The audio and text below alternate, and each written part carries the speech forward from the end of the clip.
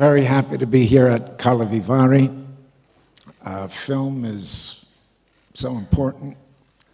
It gives us so much. And I'm just very proud that my contribution has been honored by this award. Thank you so much.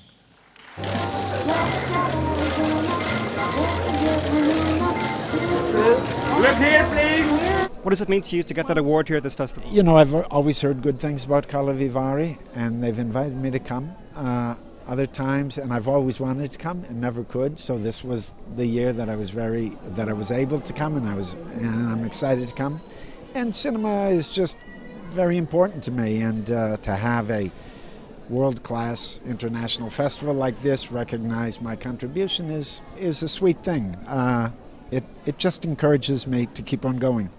If you could somehow go back and give advice to the young Willem Dafoe just starting out in movies in the early 80s, what would that advice be? I got no advice. I got no advice. I wouldn't redo anything. Sure, you make mistakes. Sure, you look back and you would have done some things differently, but also your failures make way for your successes. So I don't think about it that way. You've worked with some great directors like Scorsese, of course, Van Trier, Wes Anderson, and others, David Lynch. Which of those collaborations do you look back on as being particularly stimulating? All of those that you talked about. Also, Paul Schrader I've worked with many times. Abel Ferrara I've worked with many times. Every film is different. I mean, that's part of the beauty of working on film. Every character is different. Every collaboration is different. Every configuration, every story, it's different. It's the target's always moving. You know, you're always making something new.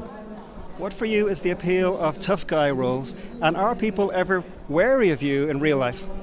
You know, I play tough guy roles, and I play lots of other kinds of roles, but tough guys, it aligns with a certain kind of fantasy. Not even just tough guys, but people that do bad things, because I think it's kind of a, I don't do it in life, so I get to do it in this fantasy thing. And also, yeah, it's liberating. It's a fantasy thing of mine. It's a mask that I can fulfill.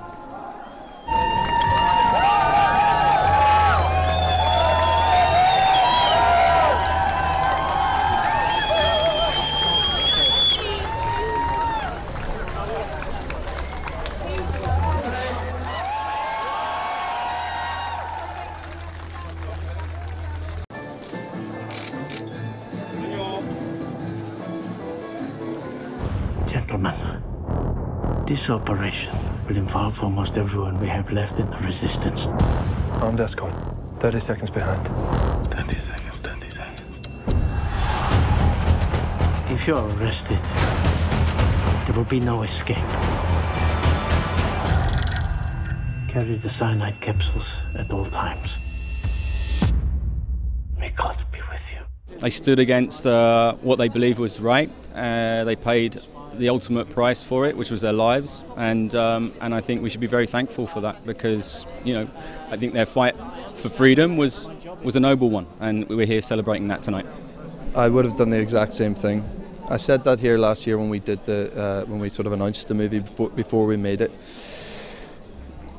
The ramifications and the reprisals that happened after the event were huge, and you can't deny that. But for the greater good, they did the right thing, and they're willing to die for your country when your country has been taken over like that. God, I mean, hopefully I never have to be put in that position, but I do exactly the same thing. To my shame, I didn't know the story.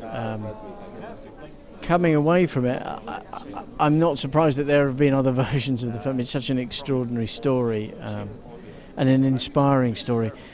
And also, you know, the terrible events that happened as a result of it, you begin to understand, you know, the scale of the courage involved because of the recriminations that were taken afterwards by the Nazis.